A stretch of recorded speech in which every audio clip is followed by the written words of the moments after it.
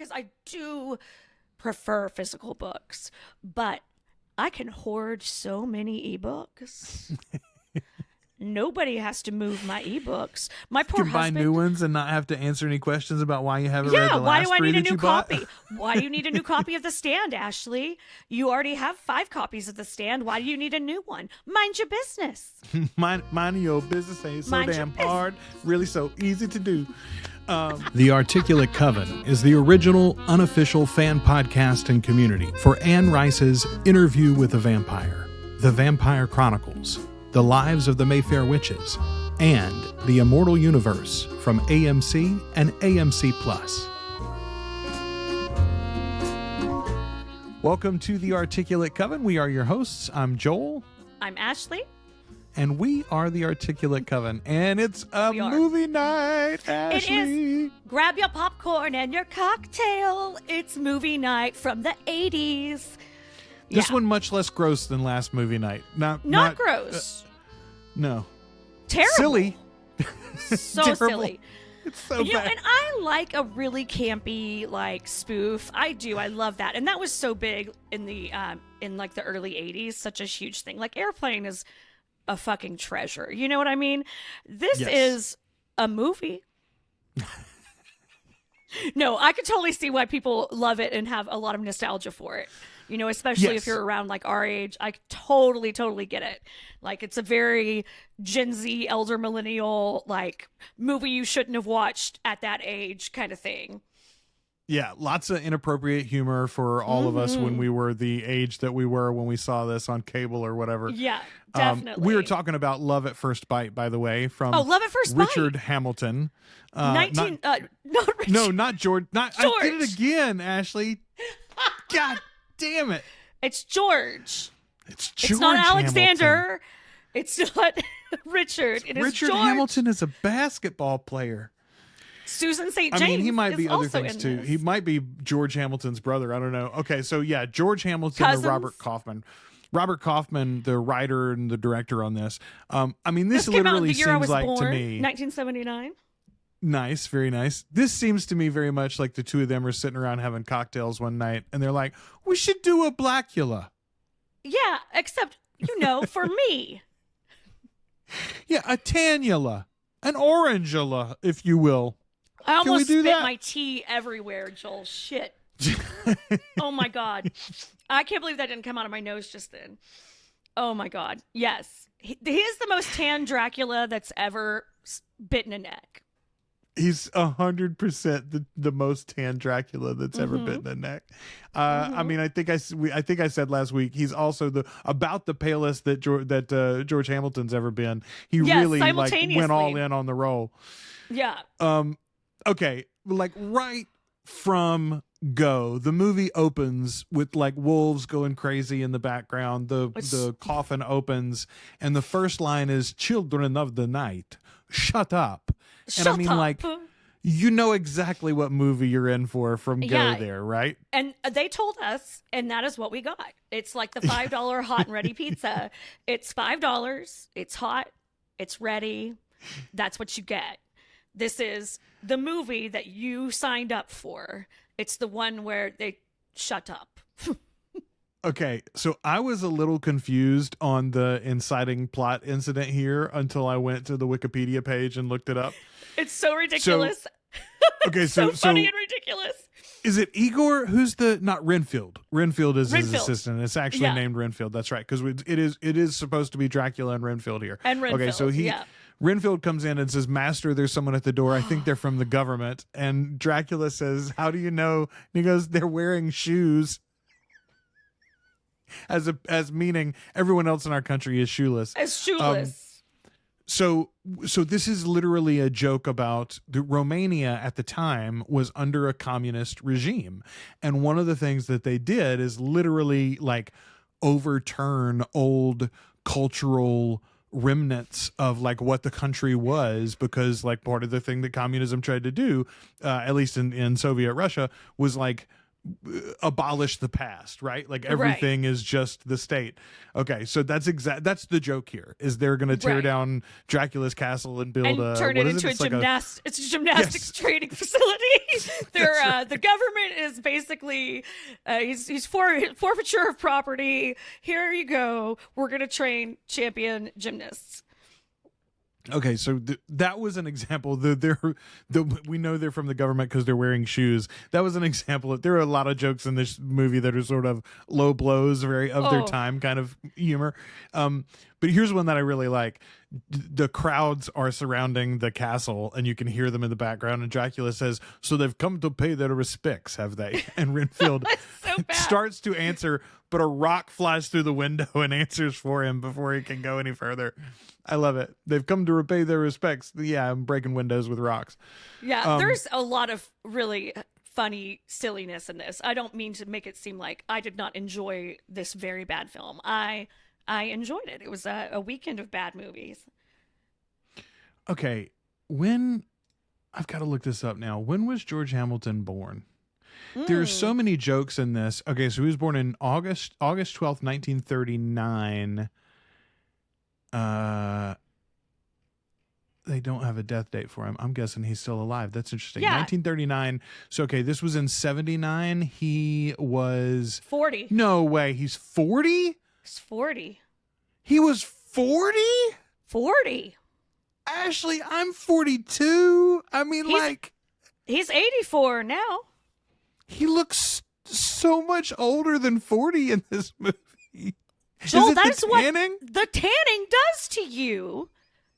Don't you know? Jesus. That man. I literally have, my joke here is my note here is there's so many jokes about Dracula being old because he's, hundreds of years old, right? Right.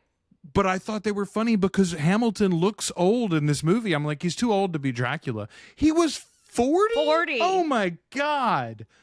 40 looks different when you don't use sunscreen. Oh, y'all. But he's also looked 40. He's probably looked like 50 since he was 30. It's like Steve Martin's like 70 something. Yeah, he was gray when he was like 27 or whatever. Yeah. He's always looked like he looked 40 when he was 22. So it's all very confusing. That little bit of information rocked my world in a way I can't even really begin to tell you. Okay, I love Sherman Hemsley. I also kind of ruined your day when I said that he got a Golden Globe nomination for this movie. Oh God. Yes. I'd forgotten. I got so mad earlier. Ashley told me that when we were right before we started to record. She said he got a gold. He not a nomination. He won it for this. He won it. He won. No, nominated. Okay. Nominated? Wait, let me look again. Now we got to go look. Nominated. Okay. Nominated. All right. Did That's not a little win. better. They won some Saturn Awards, but they did not win. Who? I mean, what?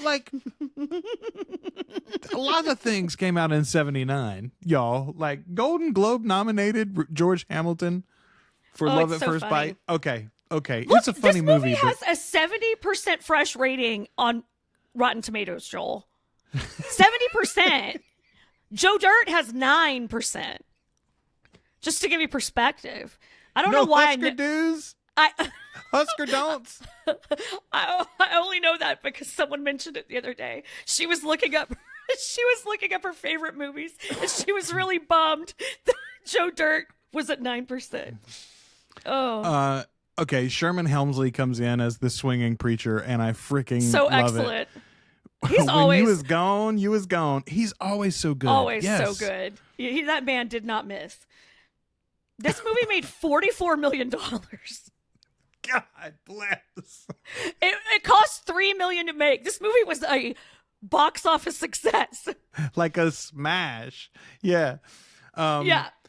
Okay, can I tell you I was very nostalgic for the Raid commercial that came up in the middle of the movie.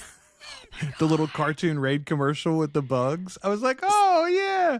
Do you remember when literally every commercial for but those are cleaning products ostensibly, right, or like pest control. Why would they be advertised to children? Right. But everything was advertised like that in the 80s. I mean, this is and I think before it that, was, but still. it was so we'd sit still and shut up during the commercials so our parents would buy shit. I mean, that's definitely why. They'd be like, oh, everything in the commercials is look like a cartoon. So when your parents are making you watch MASH, you're at least distracted. Yes. Okay, there are so many broken windows in this movie. Like, it just, every scene that you want to is like, oh, we need to wait out of this. Somebody should jump out of a window, probably. Okay. There's a little throwaway line when Dracula first meets his lost love through the centuries, Mina Harker in the modern age.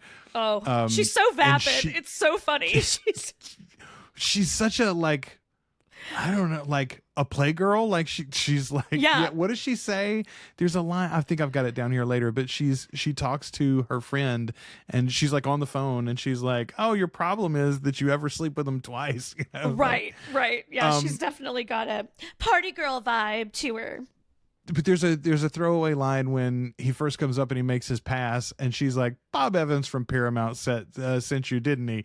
I don't know if you know anything about the name Bob Evans. He obviously, I think, is probably most famous for The Kid Stays in the Picture, but he's like a Hollywood producer from this time period. He did a bunch of things, but like he was the big main producer behind The Godfather. He was married to what's her name? Ali Sheedy. That did the Getaway with yes. Like Ali Sheedy left him for Steve McQueen, which, I mean, you can't blame a girl, right? But still, they had like a very public relationship. Ali Sheedy and Bob Evans did, and then when she started dating Steve McQueen, it was like a whole thing for a little while. But anyway, he is a major character in the TV series that they did on Paramount Plus called The Offer, which is like about the making of The Godfather, and it's just fucking wonderful. I don't know how true to life that guy that plays Bob Evans is in it, but if you like behind the scenes Hollywood at all, The Offer on Paramount Plus, cannot recommend it enough. It's amazing. Bob Evans is at the center of it. Really good.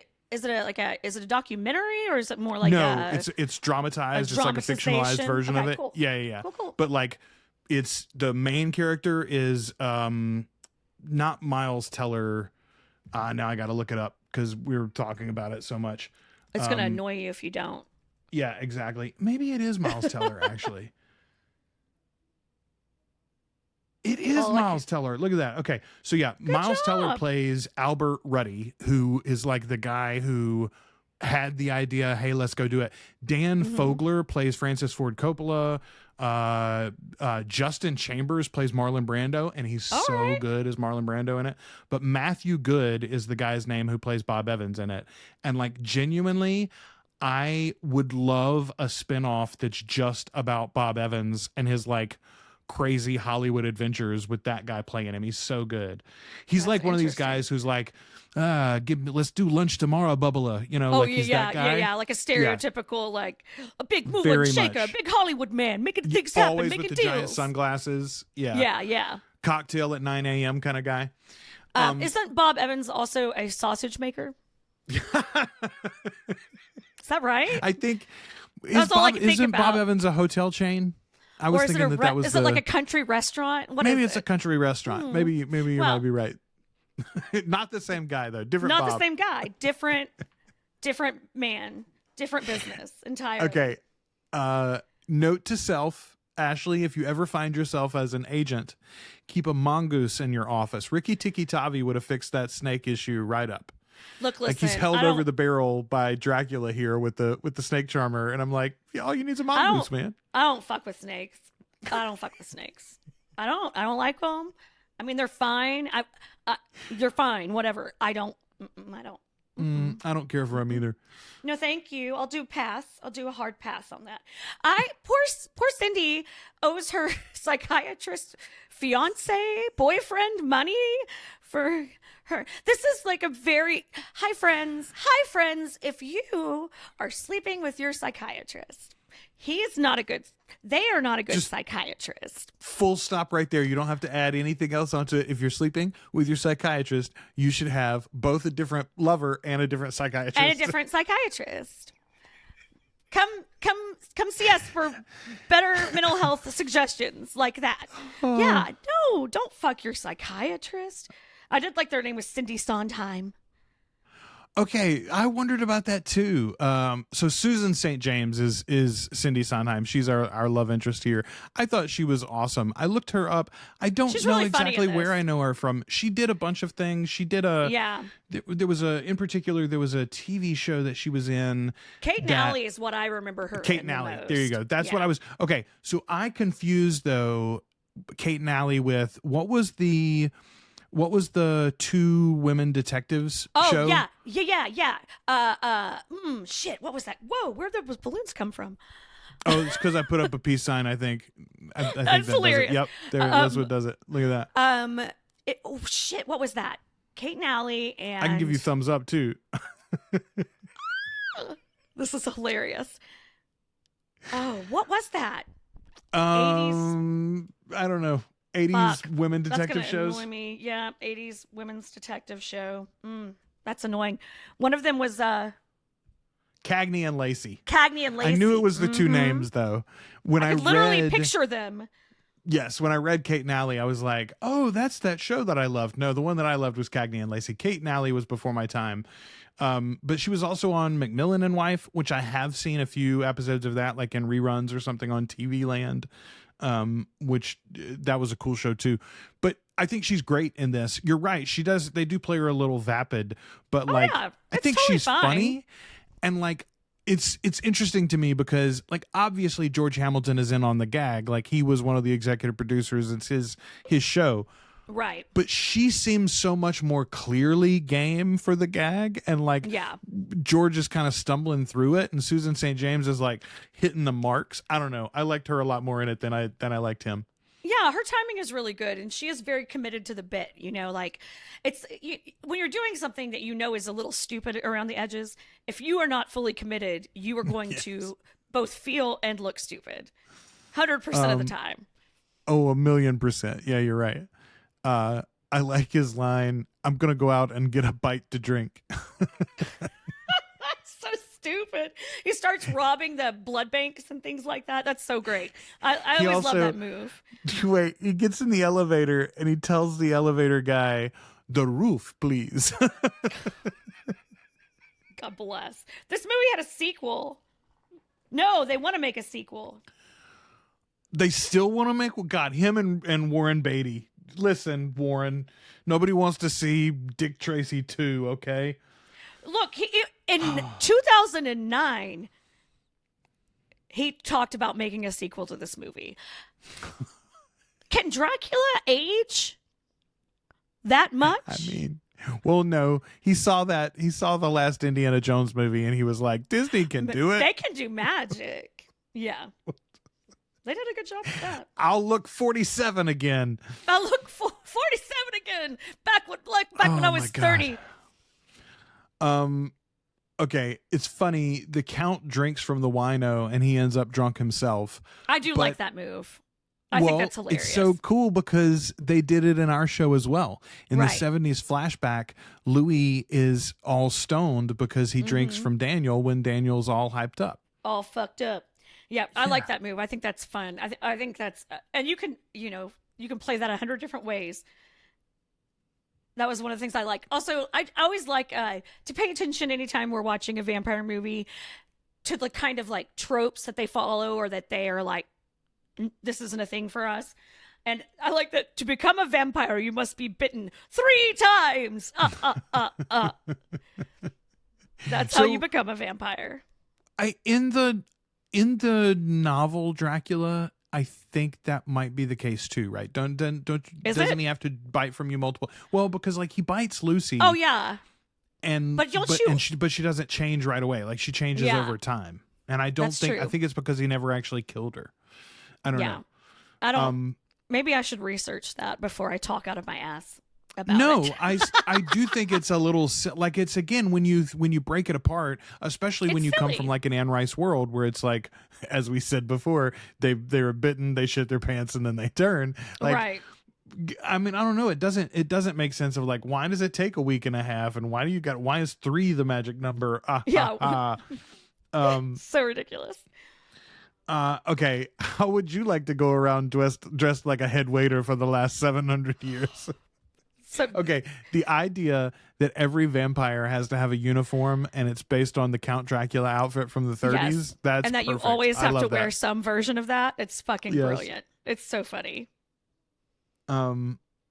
Okay, I now know why my daughter for sure, and probably none of my children, will ever be vampires. They'll always pass it up. No garlic toast. They just wouldn't do without. Yeah, that's a real bummer. Garlic is though it's a nightshade. They've been upsetting my stomach lately, so I think I'll be fine at this point. Okay, so the shot of Hamilton coming down, I'm just going to call him Hamilton because I won't get it right with Richard and George again. Mark? Are you talking about Yeah. Mark Hamilton?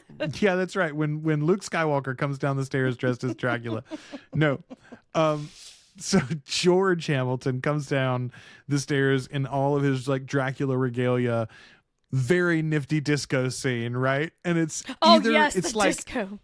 either you like this image of Dracula coming down into the disco or you don't, and that's going to tell you whether you're going to give a damn about this movie or not. It's right? true. It's true. I mean, I can't imagine a world where this movie I would have given much of a damn about, like as far as like, this is my favorite film. You're right. Sure. You know, sure. I don't think it was ever, this movie was probably never going to be a big, like life-changing viewing experience for me where I am Right. in my life right now currently. But that doesn't mean it wasn't a delightful romp, a delicious good time, a very bad movie that I could laugh at with my spouse. I wish I could remember what else we watched that weekend. We watched something else that was also moderately terrible, but like also Nice. kind of appealing in a way. I can't remember what it was. So this is the line I mentioned it earlier. Susan St. James says she's on the phone to a friend and she goes, "You meet him, if you dig him, you ball him once, and then adios muchacho." And I was Yes. like, first of all, I love any woman saying you ball him once. Like that's like, yeah, kudos to you, man. Yeah. That's it. We don't say that enough. Ball him. No, We should bring that back. I'm for it. I'm for it. Ball him okay. once. Call it a day. Also, I want to say I appreciate knowing what you want, and if you get it offered, then grab that shit. Yeah. Dracula this goes. is a woman who knows what she wants and needs. Dracula goes, "You like your ankles licked," which of course he knows because he was a dog earlier and he licked her ankles, and she was sort of That's moaning right. about it. "You like your ankles licked," and she goes, "All right, let's go to my place or your place." Like she is fucking out of there. She's like, "Oh, That's you what do we the call thing." enthusiastic consent is what that is. If you're looking for an example of enthusiastic We're here consent, for it. you get it right there. Oh Lick man. my ankles. And I'm not going to yuck or yum if that's what she's into. Maybe her ankles are very tingly. I don't know. I don't know. Hell. I got this spot on my ear. Anyway. Okay. So just like Louis in the interview with the Vampire Show, though, Cindy's got like a menu of drugs for Drac to choose from. Oh, yes. But he's not interested. She says, "Got some Maui Wowie, really heavy shit." He goes, "I don't smoke shit."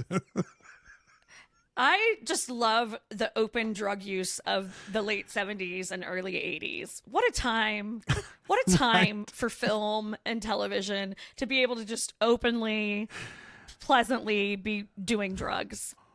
I mean, like just so much cocaine everywhere. yeah. And it's not just, like it's not just like, oh, we're having some drinks and smoking cigarettes. No, it's like I've I'm got a doing piece lines. of furniture for and holding I've the done some- cocaine and serving the cocaine, Yeah, I've done that's some like out in PCP the and living I'm room. out on the balcony crazy now, Don't do Well, then angel we gotta dust, smoke kids. a bag full of ditchweed so that we can all Yeah. fall asleep at 4 a.m. in the morning. Yeah. What a time to be okay. alive, kids. Can we just appreciate, though, and you mentioned it already, but the chutzpah that this woman has, she gets her rocks off 2.5 times, she says, with some Romanian strange, and then goes immediately to her shrink boyfriend to get him to help break down why she's Yeah. so hung up on the boy. Yeah. It's I don't think cucks were a thing back then, but this is that, Ashley. That is, and she has what I like to think of as the audacity, which I enjoy. That's just a certain level of audacity. That's great. Hi, I've been fucking these other people. However, please help me psychoanalyze my choices. But again, he's not a good shrink. He shouldn't be sleeping with her anyway. Oh, he's such a bad shrink. He is a good actor, though. Okay, so I immediately recognized this guy, and I was like, where do I know him from? So where I recognized him from was Westworld. He is the main character, really, beside the elder Brolin in Westworld. Yeah, he's got a mustache in the movie, but he's the other guy. I'm pretty sure the other guy is not James Brolin. Yeah, James Brolin, Josh Brolin's father, but Richard Benjamin is in it as well. But then he's in a bunch of stuff too. He was in The Sunshine Boys, and he was in Catch-22. He was in He and She, but he's also a director. And I didn't realize this. He's a pretty good director. He made The Money Pit in '86. He made My Stepmother is an Alien. He made Milk Money in 1993. He made Mrs. Winterbourne in '96. He made Mermaids in 1990. Here's the one that got me, though, Ashley. He made Made in America in 1993. Do you remember that movie? Ted Danson and Whoopi Goldberg.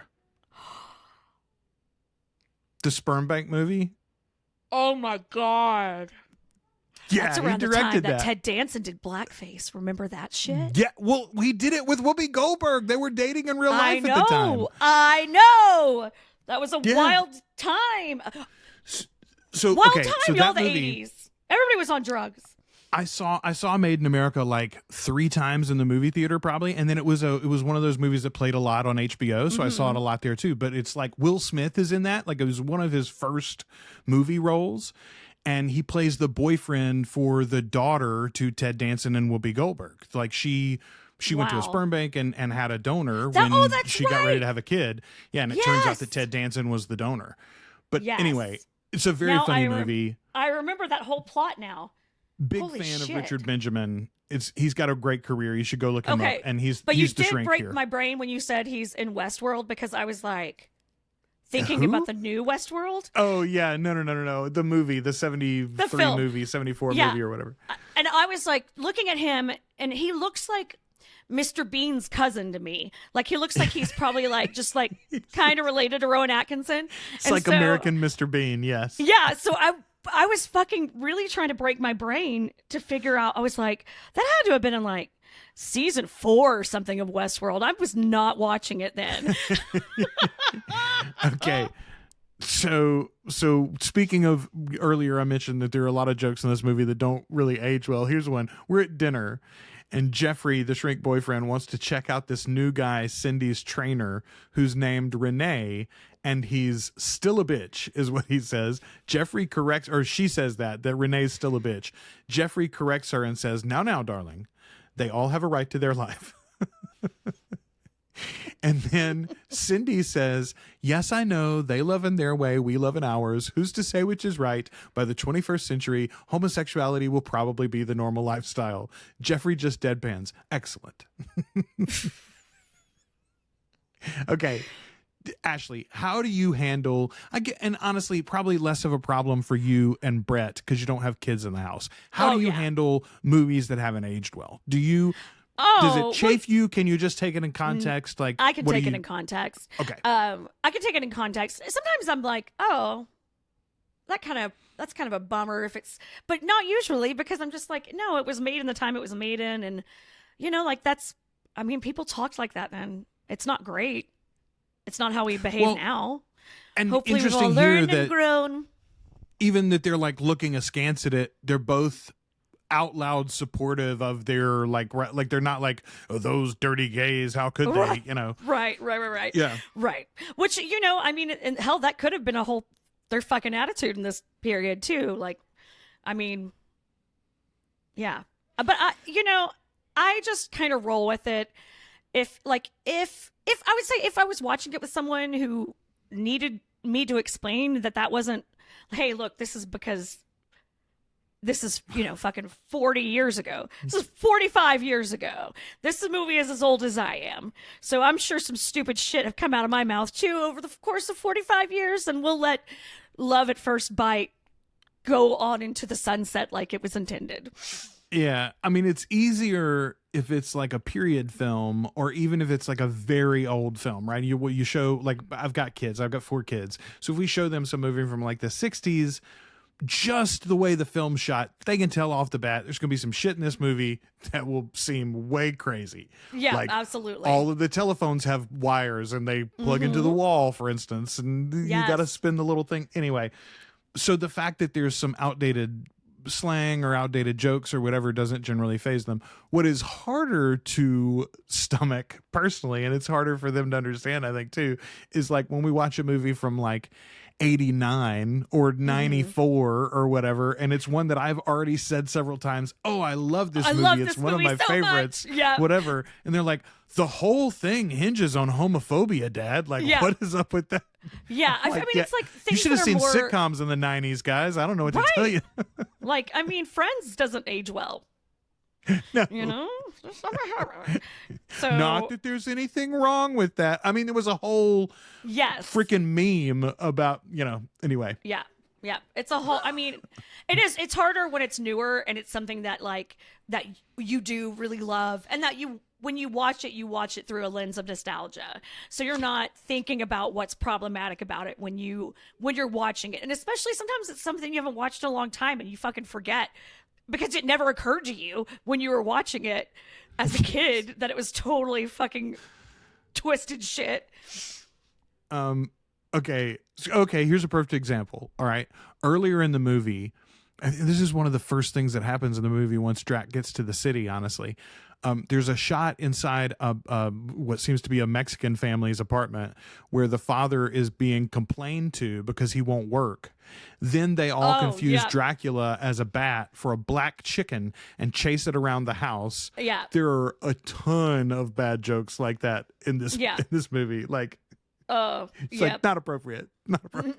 No, Dios mío. We do not like that. Okay. Okay.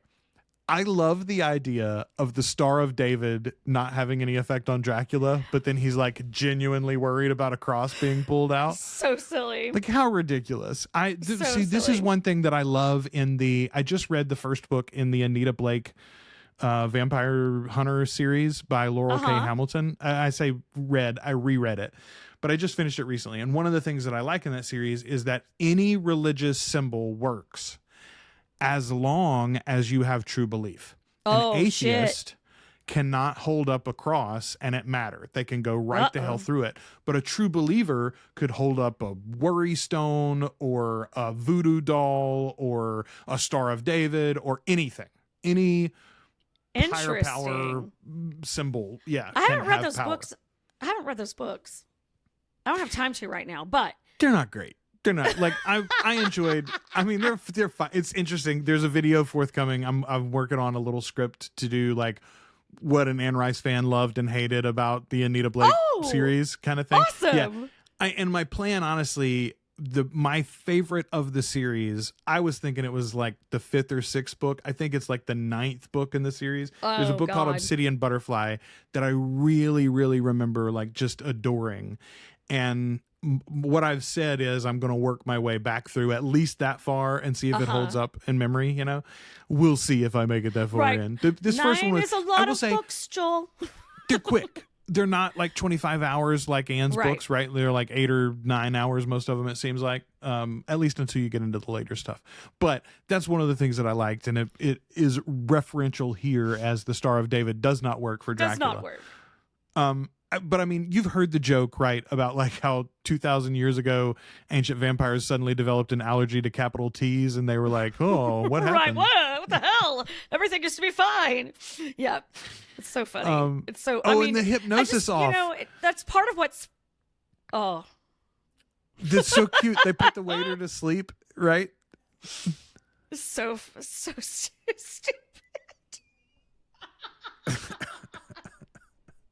Oh, yes. It was this movie is just ridiculous, you guys. Oh. With you, never a quickie, always a longie. Christ. Renfield is fucking gross in this, too. Can we discuss that? Like, fucking him and his bug eating. It was just... gross. Yeah, Do you happen to have something alive? I need a little less ASMR, buddy. Like, crap on a cracker. I was like, this is just fucking gross. Like, he cannot keep doing that. Too much mouth sound for me. we finally just needs a good editor. We finally meet Lieutenant Ferguson at the police department here. Yes. Okay. Yes. Ferguson's played by Dick Shawn. Dick Shawn did a ton of stuff too, but the thing that I recognize him most from, Ashley, he's in The Producers. He plays Lorenzo Saint Dubois, or LSD, who's the crazy hipster actor who plays Hitler in the play within the film. Oh my God. He was also the voice of Snow Miser in A Year Without Santa Claus. Oh my God. Yeah. Yeah. Man, people He's had so good. wild careers back in the day. Right. Okay, so he plays a small role in It's a Mad, Mad, Mad, Mad World, which I just watched for the first time fairly recently. And it's very similar to his LSD character from The Producers, but this guy, he's a trip, man. And as Ferguson, I really like him too. I don't even know who says this line. Maybe you can help me remember. I've got this written down here. This is the perfect example of a man taking charge of his own life, and I feel pretty good. Oh, that's the Shrink, right? Yeah, I was gonna say that has to be the Shrink. Yes, and I feel pretty good. Pretty good. I love that. This is when he's complaining to, yes, he's talking to the detective and he's like telling him what's going on, but he goes, and I don't know about this. I just suspect that he's better in bed with my girl than I am. This is when they're hauling him away to the loony bin. Yeah, to the loony bin. Yeah. God. Okay, did you know that the original title for this movie was called Dracula Sucks Again? Yep. Yep. That should be the sequel. If you made a sequel, that's absolutely what you'd have to call it, right? I would. I'm curious to know if the people who love this movie would like a sequel. I'm surely not now. Mr. Hamilton is 84. Let's leave him at home, right? No. Yeah. No. He could run for president, actually. Oh, shut up, Joel. I'll kill you. No. Give us all your blood in small unmarked bills. No, not in small unmarked bills, in small unmarked vials. Is that what he said? Because he gives them. He literally holds up the little thing, right? So. Okay, it's been a hot minute since I've read Dracula. I know this is a thing in the Coppola movie, and we're going to cover that in a couple of weeks. But I do kind of like the idea of the love affair across time. Right, like there's someone who's, yeah. I love that. I love that idea. And they do that really well in the Coppola Dracula, which will be a nice change from this. It's so different. I mean, it also has like, some really kooky shit. He's like, I know this is my girl, but she's not like my last several versions of her. Like, I wondered a few times, maybe this wasn't your Mina, sir. Okay. Oh, man. Okay, so Susan St. James as Cindy Sondheim says, sometimes I think a career to a woman is like fooling around to a man. I mean, it's a lot of fun till the right person comes along. I was like, this is not feminist at all. Oh. God, can we not trad wife? Like... No, that's exactly what I thought. I was like, oh, she'd fit in so well on TikTok. Get that MRS degree. Okay, Jeffrey turning pages with his face while he's in the straitjacket is my favorite bit in the whole movie. Oh God, that was really funny. His physical commitment to his like kind of like chittering out of control and just falling apart is really great. It was really funny. Okay, what is the actress's name? I don't have it written down here. Who played the wife on the Jeffersons? Isabelle Sanford. Okay, yes. Isabelle Sanford is also here. She comes in as the judge. She's the judge. So somebody says, Ben Vereen is a great dancer, and she says, you better believe it, and our people have come too far for you to come in here with this voodoo vampire shit. I loved it. I loved her no nonsense. Was the Sanfords, the Jeffersons. Was the Jeffersons on the air at this time? I guess probably so, huh? I'm not sure, to be honest. Let's see. Let me see. Jeffersons, started 1975 to 1985. Yeah, so it would have been on the air at the time. Right in That's the middle cool of that it. they got both of them. Yeah, Yeah. good for them. All right, that's Those nice. are good gets. Um, Good gets It's for a movie of me. this caliber. I don't see any pictures of him. You know why there aren't any pictures of him? Because he can't take any pictures. I fucking love this guy, man. The He's so shrink boyfriend's my crazy. favorite part of the movie. Absolutely. Yeah, he's just unhinged. Like, he just becomes more and more unhinged as it goes along, and it's hilarious. The film's tagline is, "Your favorite pain in the neck is about to bite your funny bone." Oh, come on. Okay. They're getting right down to the final. Renfield is holding the shrink at gunpoint, I think. And the shrink says the bad guys always tell the good guys what they're going to do right before they try to kill them. And Renfield says he's absolutely right, Miss Cindy. That is part of the rules. But in this case, we are the good guys. Shall we let history make that judgment, Renfield? Oh, Again, my God. there's some good dialogue in here, and like game actors, right? That's my main thing. Yeah, And honestly, yeah. okay, this is relevant for our Immortal Universe series because I've seen this. We've done it ourselves. We try to be very understanding and appreciative to actors because it's like actors don't write the material. Everybody's got to take a job. You know, you do the job and you show up and you do your thing and then you go about your life. But there is such a thing as actors being able to elevate or polish The material. Yes. Yeah. And I think in Mayfair Witches in particular, which we've bagged on a lot, it is a combination of the two. The writing is wayless. Like there's no point to it, it seems like.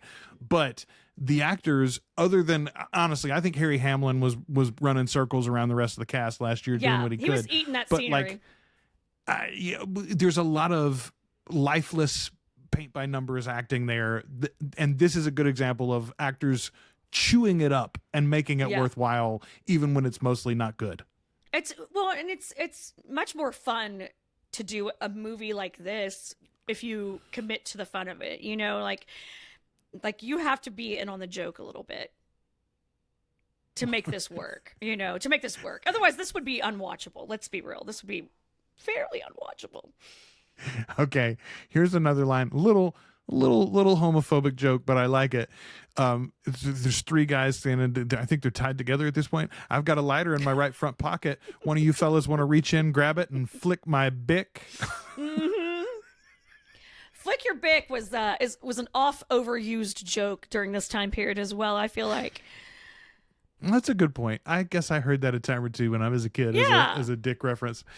And, Exactly. I mean, it's not our fault they named the company BIC. No. Okay, you mentioned earlier Jeffrey the shrink not getting paid by his girlfriend who's using all of this time. He goes, $7,452, but it's not the money. There's a good chance I love her. Right. So great. This movie was released in 81 on VHS, but then again in 93. And I bet that's around the time that this hit a bunch of the people that recommended it. What do you think? Yes, that would make sense. And again, Yeah. this feels to me like something that probably ran on like Cinemax or Showtime or HBO. 100%. 100%. Or also like, okay, you and I watched this because it's not available streaming anywhere. We couldn't even purchase it in the stores. No. But we watched it on YouTube. I watched it at least. Did you watch it through the same link that Jana had sent? I don't know if that's what I watched. If I watched it through that It same was like link. the late night show. It was like Creature Features, I think was the name of the one and that I watched. Okay. now that's all up in my algorithm, and I'm getting. Oh, nice. It's like, you like this creepy shit. I know, based on the other creepy shit you watch. So the link that we got that we were able to watch this, and I'll put the link in the show notes if I can remember to. Yeah, Creature because if you haven't Features was watched the it, name you of should. the- It's silly. It's good. It's silly. It's fun. It's nonsense, but it's fun. But the Creature Features is like one of these shows like Elvira or what was the Up All Night on USA, right? When we were kids, these late night shows that would show probably inappropriate shows, slightly edited for TV, and then they would be interrupted by like silly segments from the host, right? Yeah, commentary and like sometimes like fun little stupid games and things like that. Yeah. Yeah. Trivia. And I mean, like, people do this in a serious way too with like not AMC, but TCM, the Turner Classic Movies or whatever, where you have like the historians introduce the movie. But then in this case, Creature Features is such a great idea because there are so many films that aren't like, first of all, you're never going to rent this if you've not heard of it and don't know for a fact that you're going to love it. Like, even if it was for sale, you're not probably going to watch it.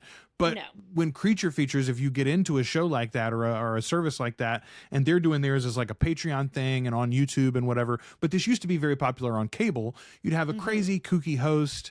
Maybe they do it with like a goth theme like Creature Features or Elvira. Maybe they do it with like a sexy theme like Gilbert Godfrey would be one of the hosts on Up All Night, right? Up All Night, and he was always making inappropriate jokes about boobs, about the ladies.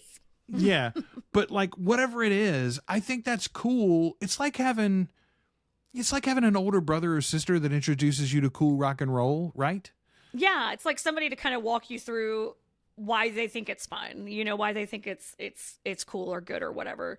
And then also when it's people that know about, like, if it's genre based, it's really interesting because then you can get introduced to things that you never would have seen otherwise. Like we don't just walk down the aisle of the Blockbuster anymore through the 80s horror section. So it's a great way to kind of introduce yourself to some things that might be up your alley a little bit. It might be a little different than what you would normally go for, but maybe you could find something fun and unexpected. Man, there are so many movies that I wouldn't know by name or plot description, but if you showed me the cover of the VHS, right? I would be like, oh my God, I would have to hide that. I'd turn that one around when I walked past it on the movie aisle. I do miss a Blockbuster. I am not going to lie. I do miss a Blockbuster video. That was... Okay, genuinely. I think the first streaming service that puts into their app for the Meta Quest VR headset or the Apple Vision Pro or whatever, any of these things, if you put into your streaming app, shut up, being able to walk through aisles and shelves with and boxes like on pick up things and pick up movies and like and read if the you info can on the rent back it, it's behind it. Yeah. Yeah, I'm telling you, like, wouldn't you use that app more? I would use it all the fucking time. For the novelty's sake of it.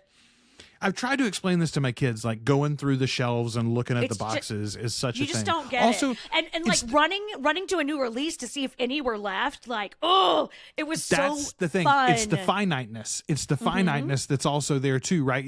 Not all of these movies are available, and I can't have them all. I can only rent the 5 for $5 special this week or whatever, Anyway, yeah, good stuff, man. Good stuff. Yeah. We're not old, Ashley. It's the kids that are wrong. Right. Obviously, get off our yard and all that shit. No, because we also like all this. We are very true, like that crossover generation that loves the nostalgia, but also really digs our technology. Because we are both very much creatures of fuck no. Like I mean, I pushed back real hard on the Kindle thing for a really long time because I do prefer physical books, but I can hoard so many ebooks. Nobody has to move my ebooks. My poor husband. You can buy new ones and not have to answer any questions about why you haven't read the last why do I three need a that new you bought? copy? Why do you need a new copy of The Stand, Ashley? You already have 5 copies of The Stand. Why do you need a new one? Mind your business. Mind your business ain't so damn hard. Really so easy to do. Okay. We literally sing that to our children sometimes. I love that. Okay, Ashley, did you know, I didn't know this, did you know that 1970s New York had a dick garden? The taxi that Drax driving goes right through it, though. Right through the dick garden. Had no clue. But New York was rough back then, Joel. That was before Giuliani cleared it all up. Giuliani hadn't cleaned up them streets yet. There were hookers and blow everywhere. Okay. Our shrink Jeffrey gets a check. Look, a check. She paid me everything she owed me. She left me, but she learned something. The moral of every good story. Abandonment's fine if you learned a good lesson. My children will never be vampires because they can't give up garlic toast. But toast. Realized I'm even more into being a vampire. Drax says here at the end, we can only live by night. And Cindy says, oh, that's okay. I could never really get my shit together until 7 anyway. It's so funny. I actually was like, I really relate to that. I think that some of us are just wired for nighttime so much. Yes. I'm just 100%. I'm not as good at anything at 8 a.m. No, why do you want to do it early? I literally heard somebody the other day talking about how we've got to change it for schools because genuinely we're harming kids, the adolescents, like from that 12 to 15 range, especially. They don't need to be up that early and starting school at 7 a.m. or whatever. Like, it's a crazy thing. I don't need to be up. I'm a grown ass person. I don't need to be up at 7 a.m. Christ. How I ended up working a job that's like 7:30 to 4:30 is completely confusing to me. But it takes me a little while to get warmed up. Let's just be real. All right. We are all right, so that is our discussion of Love at First Bite. That's probably I think we're done with George Hamilton. It is a silly little movie. We had a lot of fun with it. I'm glad. Yeah. Listen, I'm genuinely glad that we watched it because I don't think I would have watched it otherwise. I'd never seen it before. If we talked about doing Once Bitten with Jim Carrey. We talked about maybe Buffy the Vampire Slayer, the film, which are both good movies. We'll probably do those eventually as well. The fact of the matter is there's going to be a lot of off seasons between TV shows here. Downtime. So yeah, we'll have time to cover it. Couple of things about what's coming next. So very next is going to be parts 4 and 5 of the Vampire Lestat. We're going to talk about the Children of Darkness and the Vampire Armand. Those are the sections that we're covering. That'll be next week here on Articulate Coven. After that, we're going to do Bram Stoker's Dracula from the 90s, 92, I think I saw today. I looked it up and I made an image for it today. 90-ish. Yeah, 1992, I think, from Francis Ford Coppola. Francis Ford Coppola's Bram Stoker's Dracula. Not to be confused with... And here's the cool thing, and honestly, we might do this eventually down the road too. Of course, right around that same time, like 2 years later, I think, Kenneth Branagh made Mary Shelley's Frankenstein. With Robert De Niro. That's when he cheated on his wife. What? Really? With Helena Bonham Carter. All the tea. Yeah. I did not know that. Oh, well, what a shame. Okay. Yeah. But she's really good in that movie, though. She is, and the girls are fine. They're friends. So so that's what's coming next. You and I haven't talked about this specifically. We've sort of hinted at it. Folks in the chat have suggested it. When we finish the Vampire Lestat, what do you think about doing Midnight Mass? I want to so bad. Okay, let's do it then. Yeah, we're calling it now. So we'll wait until we finish our novel. Mike Flanagan. I'm Me too. obsessed. I'm obsessed with him. And he's got good stuff coming. He's working on The Dark Tower right now for Amazon. There's a lot of good Mike Flanagan content on Netflix, but Midnight Mass is the one most adjacent to our audience. So we'll cover that one first at least.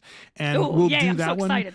Just like we did our rewatch for season 1 of Interview with the Vampire. We'll cover it weekly, episode by episode. I think that's a 6-episode show, maybe 7. It's not long though, so it won't take us that long to do it. And then the question got asked today in the Facebook group, Ashley, and I mentioned it earlier on the show, but I'd love to hear your feedback if you're watching this. Would you like us to bother trying to cover Lasher in between seasons here, or would you rather us dive into, for our next novel, something like the first Wolf Gift novel? There's been some hints that maybe werewolves are going to be involved in the Talamasca series, and whether or not they've got those books from Anne Rice, they might bring werewolves into this universe. So if they do you want us to cover that? We could go back and do The Mummy again in a serious way, like we did Interview with the Vampire, or Vampire Lestat, I should say. I really love that Mummy book. I had such a good time reading that. But I'm game to do whatever anybody wants. Like, I'm happy to reread Lasher. I'm happy to do that whole series. Whatever y'all want. We got time. Well, and again, that's the thing. We're going to get to all of these books, but what would you like us to cover in between here and Mayfair Witches when it launches? So first thing we're going to do is finish the Vampire Lestat novel. We'll do a few movie nights in between while we're doing that. Then we'll go to Midnight Mass on Netflix, which would be nice, by the way. Oh, 7 episodes. There you go. That'll be cool too, because just as we're getting into that, the Interview with the Vampire series will be dropping on Netflix. That's right. So, something for everybody.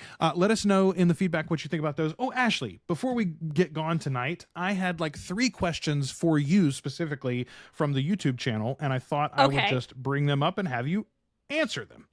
Awesome. Okay. Let's see. Here we go. Ashley, this is a question on the Lost Boys 1987 discussion we had a couple of weeks ago. Excellent. Wild Marjorie Dieselpunk says, Ashley, do you like the original Haunting, the 1963 one? We had talked about, I think, the Haunting of Hill House, I guess. Hill House. Yeah, I do actually. And I love the book too. Like the Shirley Jackson's book. I love it. That's one of the scariest movies. The pounding on the walls in that is so fucking scary to me. That holds up so well for me. Yeah, I totally love it. Okay. Also from Marjorie, she says, what venomous snakes are in Arkansas? This was on your reaction to a Charlie Rose episode. I was only there once. No snake encounters, but I ate the hottest curry of my life there. Ooh. We got some good Indian food here for sure. We have copperheads, which look like they're kind of pretty, but they look like they have Hershey Kisses on them. Like that's kind of what their print looks like. They blend into the foliage really well, and man, they will fuck you up. And the babies are even more venomous, or like more dangerous venom wise than the adults, because they don't have any control over how much they release at a time. So like if you get bit by a baby copperhead, it can be worse than being bit by an adult. We also have it's not fun. We also have cottonmouths, or water moccasins they're called, and we have rattlers here. We've got a little variety of like rattlesnakes as well. So yeah, I'm not super into snakes. I've been trying to make friends with some nice friendly snakes, just to kind of work on that fear I have, because it is legit. Like I would see a snake on the path, like up at Blue Jacket Joel, and I would just freeze and then cry. And Brett would be like, "Is there a snake?" And I'd be like, there's a snake. There's a big snake. Yeah. I just freeze and cry. I can't do anything. I can't function. It's bad. My mom was telling me the other day that she's got this little deck in her front yard that she got built like, I don't know, maybe 2 years ago now. It's really cute. She sits out there all the time. She's literally like the quintessential old lady. It's perfect. I love it. But the other day she was telling me that there's a king snake that lives under her deck. They do good work. I know it's a good snake. I know it's doing good work. I know it's not going to hurt me. It may cause me to hurt myself if it shows up while I'm here, though. Yeah, 100%. That's how I feel about all snakes.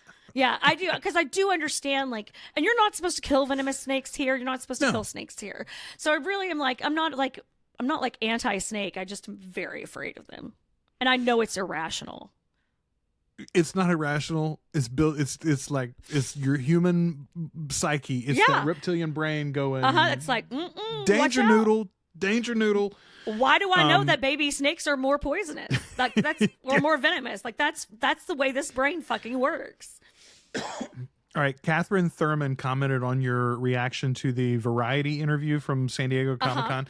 Said, I loved your love of the cast and Rollin, and even your annoyance of the ads, which, by the way, I left that into the video.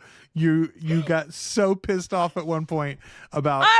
It was 11-minute video. 4 ad breaks. There were so many ad breaks in there too. Yeah, it was the same commercials. I got so frustrated. Yeah, sorry about that. I was like, I didn't say straight up, Joel, cut all this out. It's fine. I didn't. Not only did I not cut it out, I made it the intro to the fucking video. It was so cute. I was like, oh my god. Your indignance was perfect though. All right.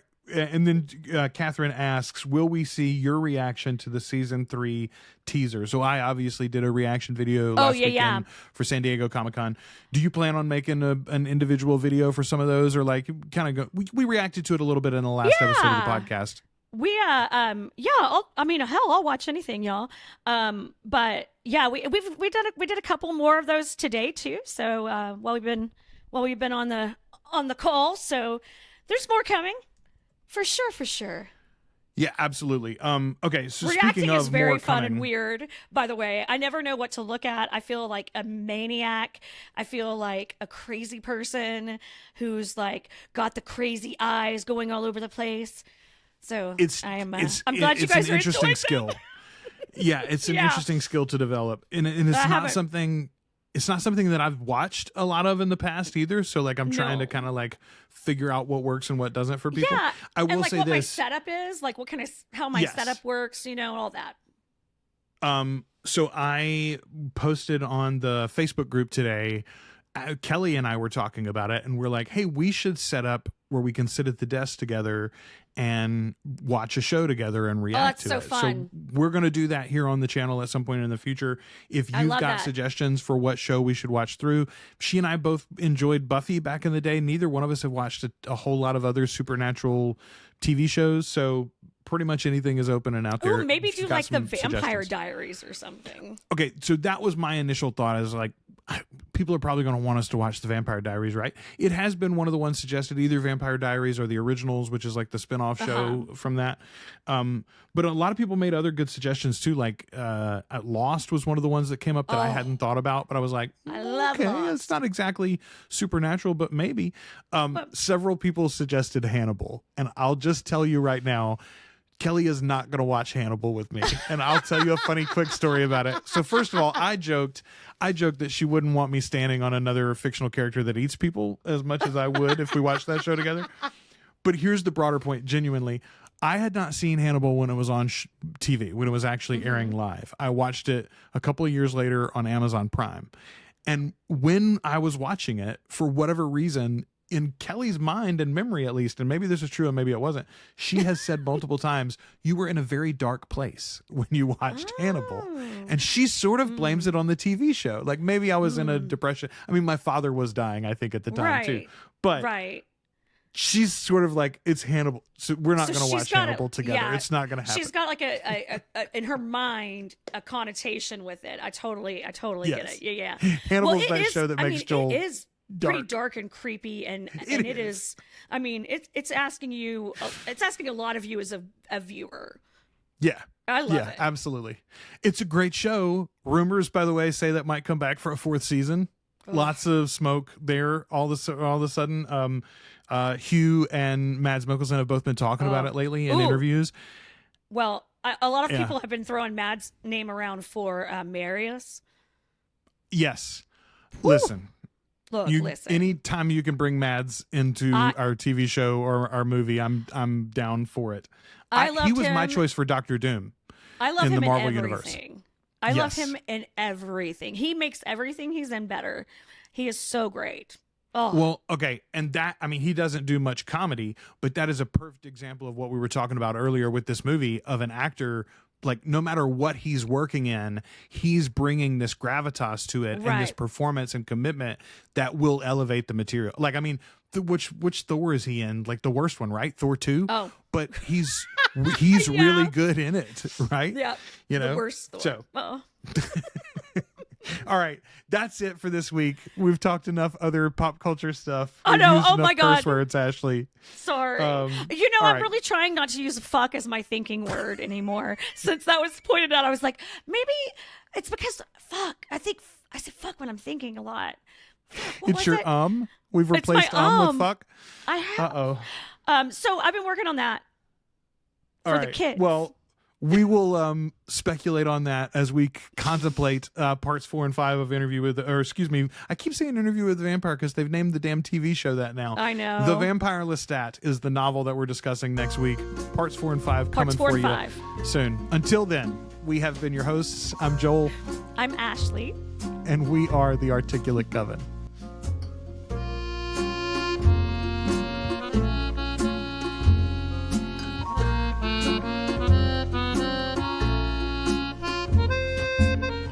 Thanks for listening to The Articulate Coven. If you enjoyed the show, check out our groups on Facebook and Discord.